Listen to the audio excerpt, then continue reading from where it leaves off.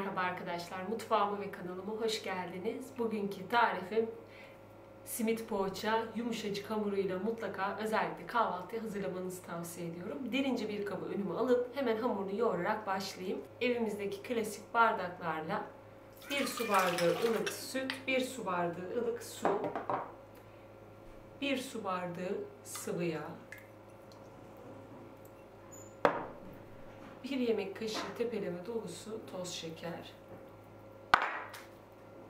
1 paket 10 gramlık kuru maya. Öncelikle tüm malzemeleri güzelce karıştırıyorum.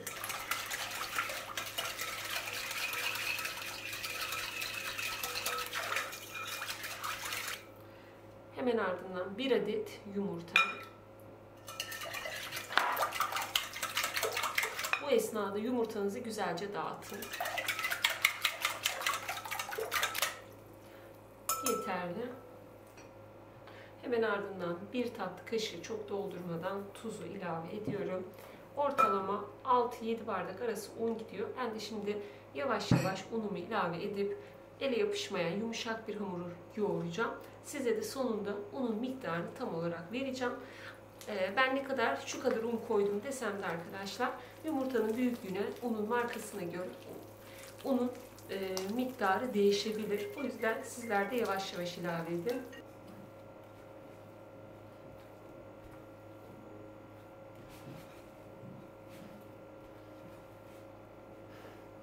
Hamuru güzelce toparladım. Böyle hafif elinize yapışan bir hamur olsun arkadaşlar. Şöyle arada hafiften bir un serpin ve ellerinizi yıkayın. Yoksa sürekli un ihtiyacı, ekleme ihtiyacı hissedersiniz.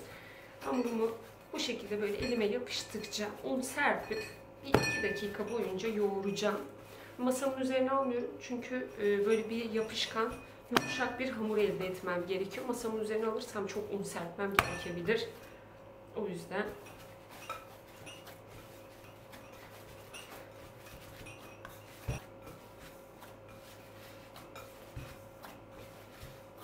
hamuru yeterince yoğurdum. Oldukça yumuşak bir yapıya sahip. Hatta şöyle elime birazcık yapışıyor. Muhakkak öyle yapın. Poğaçalarınız çok güzel yumuşacık olacak. Tamamdır. Üzerine bir temiz poşet ya da streç filmle kapatıp hamuru 2 kat olana kadar ortalama yarım saat, 1 saat arası dinlendiriyorum. Hamur mayalandı, hatta fazlaca mayalandı. 1 saat, 1,5 saate yakın mayalandırdım. Başka işlerle uğraşırken böyle oldu. Şimdi hamuru tezgahımın üzerine alıyorum. Şöyle birazcık un serpeyim.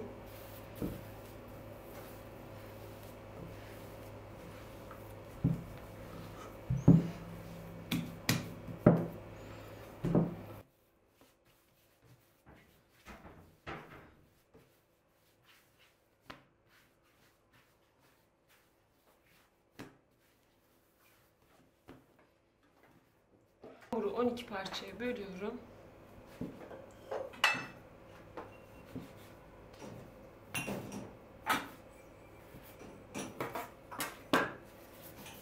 Şöyle yuvarlak bezeler hazırlayıp hemen kenara alıyorum.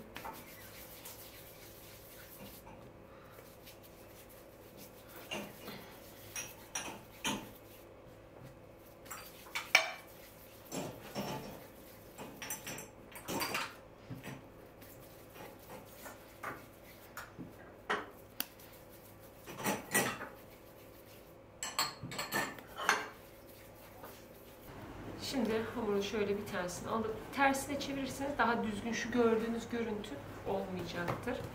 Hafif açıyorum. Çok olmadan kaşarı koyuyorum içine. Artık miktarını arzu ettiğiniz gibi yapabilirsiniz. Şu şekilde kapatıyorum. Uzunlamasına doğru böyle hazırlıyorum. Kenara kısıyorum.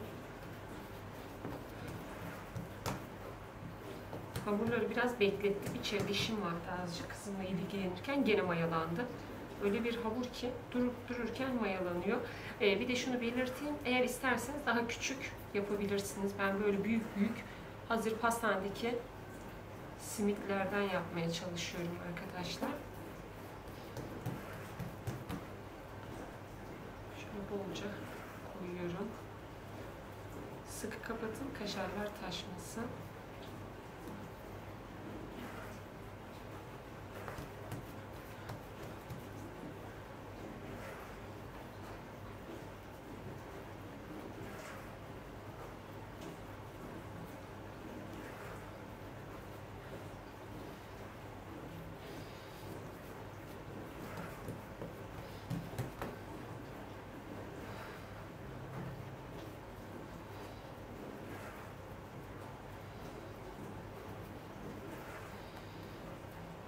Poğaçaların hepsini yapıp bitirdim. Şimdi artık böyle susamla ve pekmeze bulayacağız. 1 yemek kaşığı pekmezin içerisine şöyle ortalama 1 su bardağına biraz fazla suyu katıp çırpıyorum.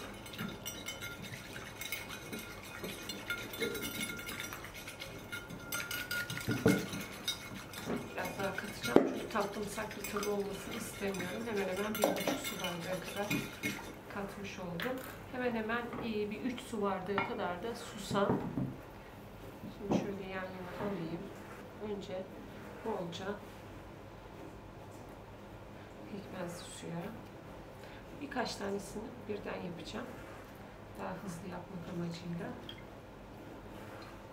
Şimdi şöyle çeviriyorum ve tepsiye diziyorum. Oldukça güzel kabaracak.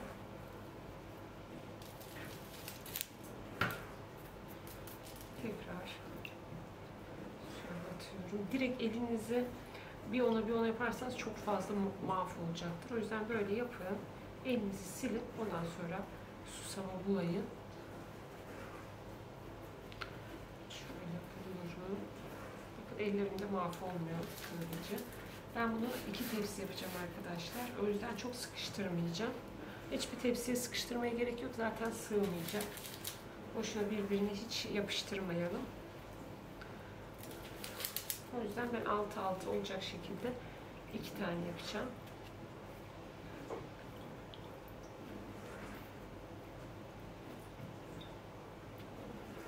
Hazırladım. Şöyle bir tepsi, diğerine de az bir şey yaptım. Şöyle keskin bir bıçakla çok aşırı derine inmeden 3 tane kesik atıyorum.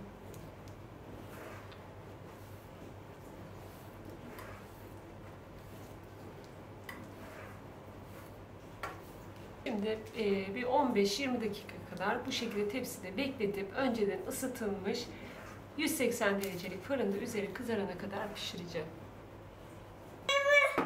Fırından çıkardım. Çok güzel bir şekilde pişti. Tam 30 dakikada fırında gayet güzel pişti. Şimdi size içini de güzelce gösterip videomu bitireceğim. Mutlaka denemelisiniz arkadaşlar. Böyle hem çıtır çıtır ve yumuşacık.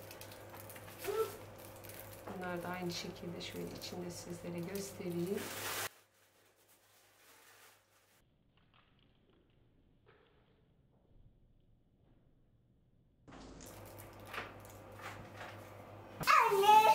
Mutlaka sizler de deneyin arkadaşlar. Bakar mısınız? Yumuşacık, müthiş güzel oldu. Seval Mutfak'ta 2 kanalımda takip almayı unutmayın. Eğer kanalıma abone değilseniz bu videodan sonra abone olabilirsiniz. 1'den 10'a kadar videonun yorum kısmına puanlarınızı bekliyorum. Bir dahaki videolarda görüşmek üzere. Hoşça kalın.